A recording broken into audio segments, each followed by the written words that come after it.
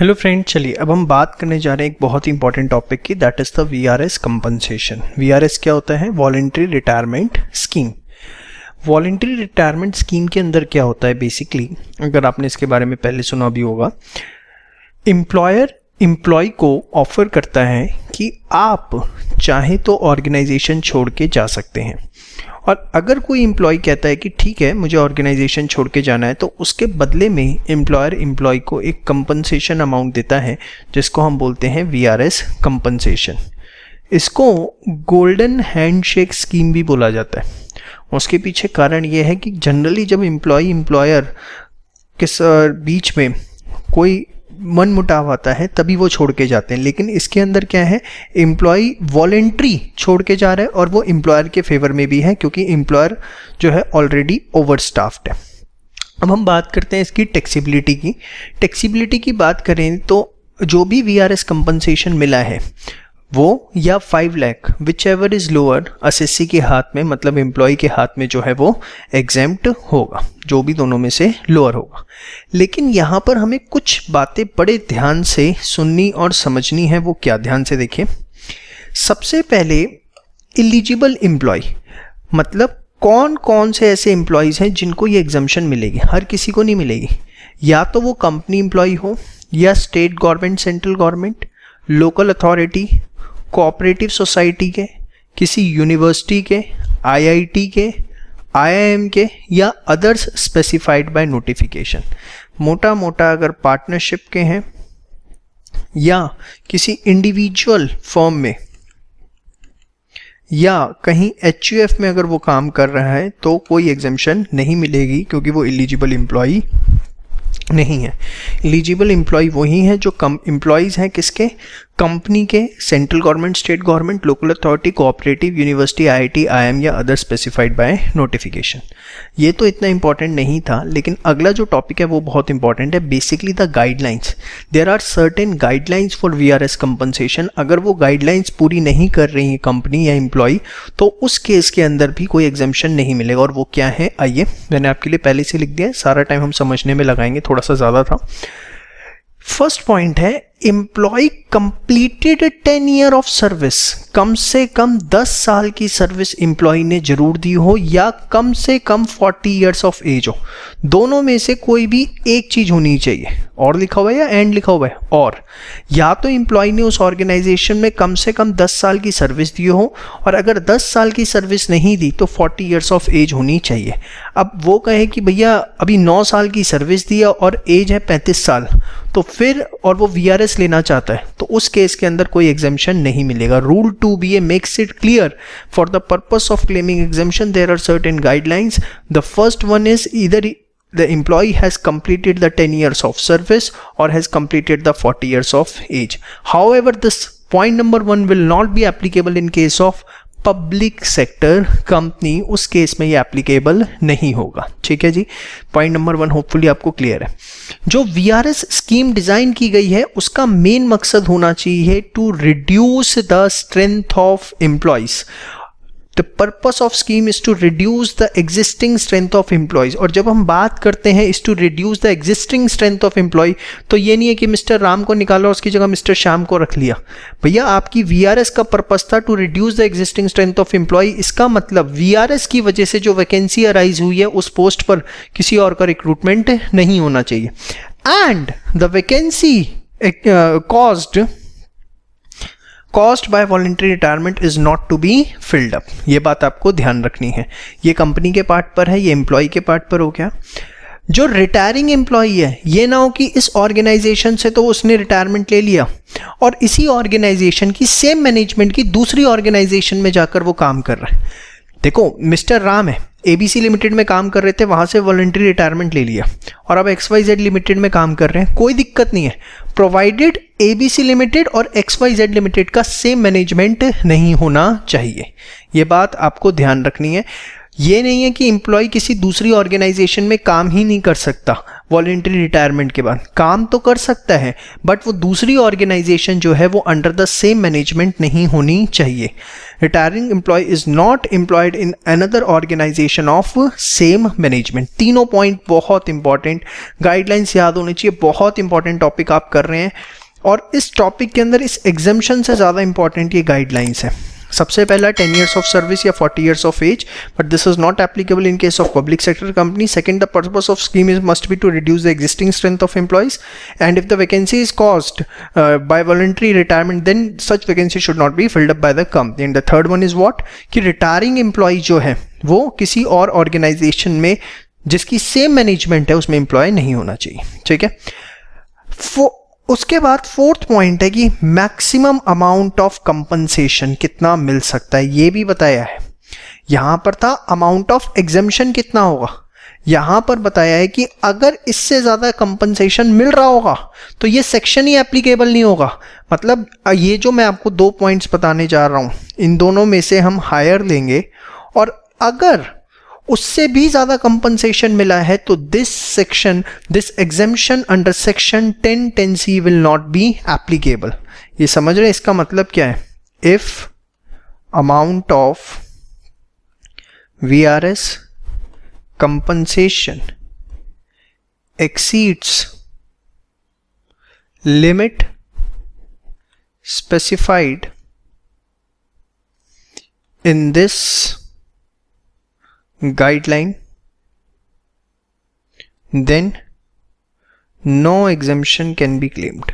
तो सबसे पहले जब भी आप VRS का क्वेश्चन देखोगे, सबसे पहले तो आपको यही देखना पड़ेगा क्या कि जो कंपनसेशन मिला है वो इस लिमिट से ज़्यादा तो नहीं मिला, और वो क्या है 3 months multiply by salary last on multiply by completed year of service. और सैलरी की डेफिनेशन वही इनकम टैक्स में जो आप हर जगह लेते हैं, basic pay, DA forming part plus percentage wise fix commission on turnover, या salary last drawn multiply by balance of month left before retirement. इसका मतलब सपोज 60 की एज में रिटायरमेंट होता है और एम्प्लॉय VRS ले रहा है 55 की एज में, तो 5 साल बचे, 5 साल मतलब 60 महीने, तो salary last on multiply by 60 months.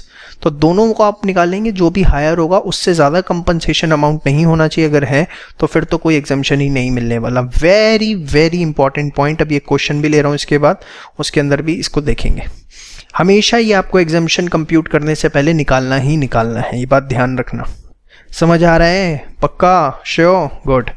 और उसके बाद exemption once in a life time मिलेगा। ये नहीं है कि आपने ABC लिमिटेड में गए, वहाँ काम किया, छोड़ दिया, वॉलंटरी रिटायरमेंट ले ली, फिर XYZ में गए, not in the same management, वहाँ आपने VRS ले लिया, वहाँ भी VRS ले लिया और वहाँ पे भी आप एग्जाम्पशन ले लो, ऐसा नहीं है। एम्प्लॉय को once in a life time exemption मिलेगा, वो कहीं पर भी ले सकता है, चाहे फॉर्मर एम्प्लॉयर पे ले ले या प्रेजेंट एम्प्लॉयमेंट में जहाँ पर वो लेना चाहता है। अगर लाइफ में एक बार एग्जाम्पशन ऑलरेडी क्लेम कर ली है तो दूसरी जगह वो एग्जाम्पशन क्लेम नहीं कर पाएगा।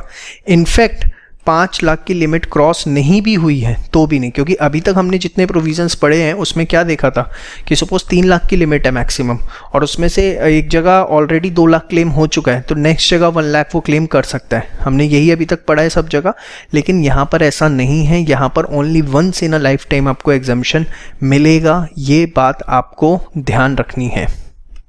फुली आपको याद आ रहा होगा, लीव एनकैशमेंट में भी हमने पढ़ा था कि मैक्सिमम लिमिट जो हमारे पास, अगर हमने उसका कुछ पार्ट ऑलरेडी फॉर्मर एम्प्लॉय पे क्लेम कर लिया है तो नेक्स्ट एम्प्लॉयर पे balance of the amount claim कर सकते हैं, बट ऐसा यहाँ पर कुछ भी नहीं। Exemption is only once in a life time. तो these are the provisions of VRS under section 10(10)(c). Please इसे पूरा नोट डाउन कर लीजिए, ठीक है। ये गाइडलाइंस आपको याद रहनी चाहिए, बहुत इंपॉर्टेंट प्रोविजन है वॉलंटरी रिटायरमेंट स्कीम का, खासकर वो बच्चे जो CA के लिए प्रिपेयर कर रहे हैं, BCom ऑनर्स के लिए प्रिपेयर कर रहे हैं, और SSCS, उन तीनों के लिए बहुत इंपॉर्टेंट। चलिए, अब एक क्वेश्चन मैंने आप लोगों के लिए लिया है।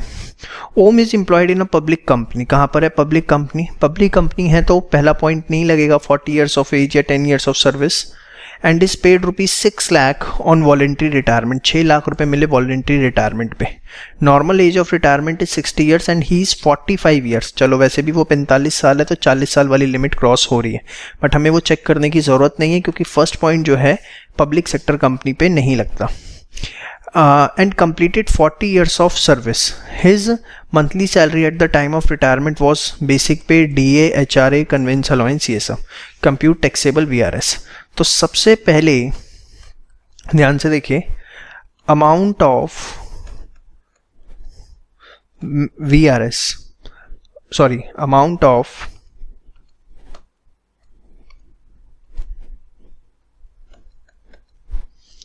compensation received कितना है,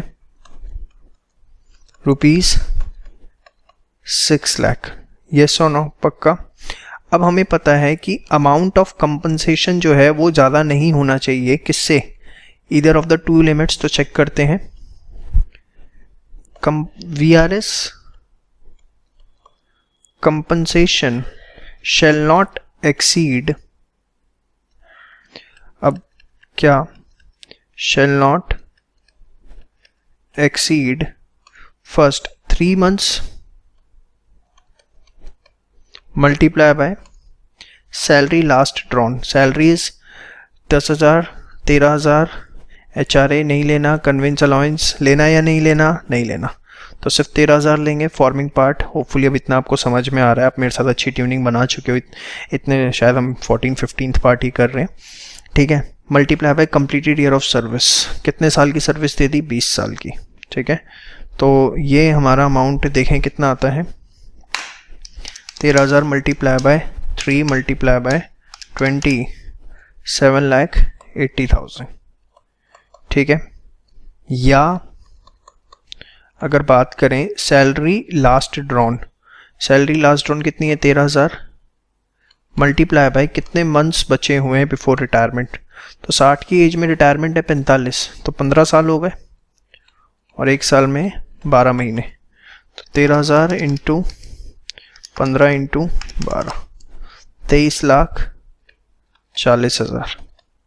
ठीक है. तो कंपनसेशन दोनों में से जो हायर है उससे एक्सीड नहीं करना चाहिए. Higher is 23,40. तो आप सबसे पहले लिखोगे since compensation received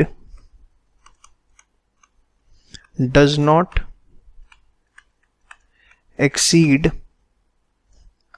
the limit specified, therefore exemption under section, अब 10 याद रख लेना, 10 कैन बी क्लेम्ड. पूरा याद रखने की जरूरत नहीं है, 10 याद रख लो, बहुत है. ठीक है. तो कितना मिलेगा एग्जम्पशन?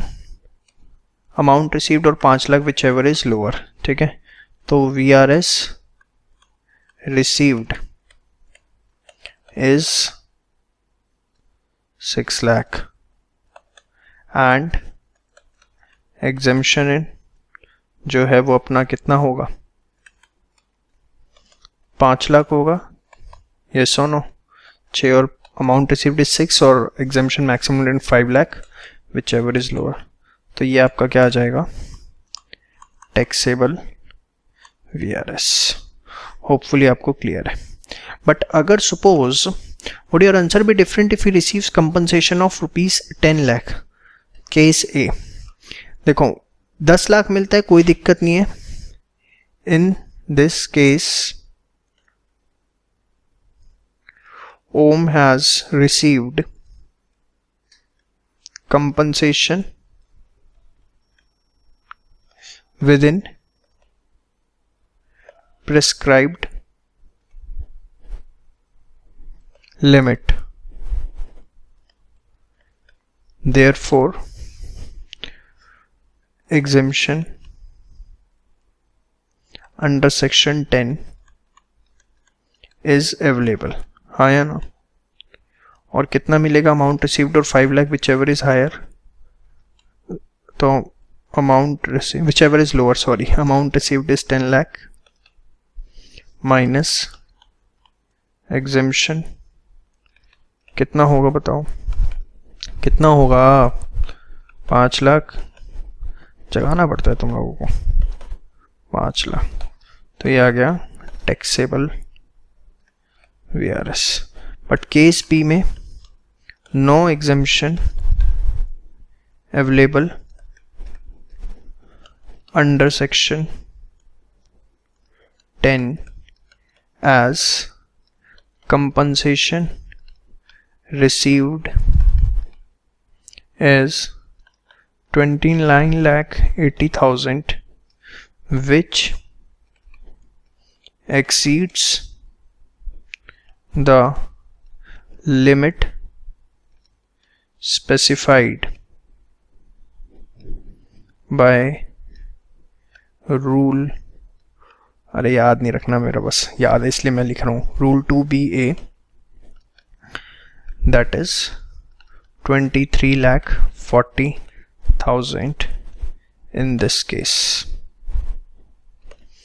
ठीक है, तो कोई एग्जामिशन नहीं लिया जा सकता, टैक्सेबल VRS जो है वो पूरा का पूरा होगा। तो होपफुली आपको मेरी बातें समझ में आ रही हैं और किसी तरह का कोई डाउट नहीं।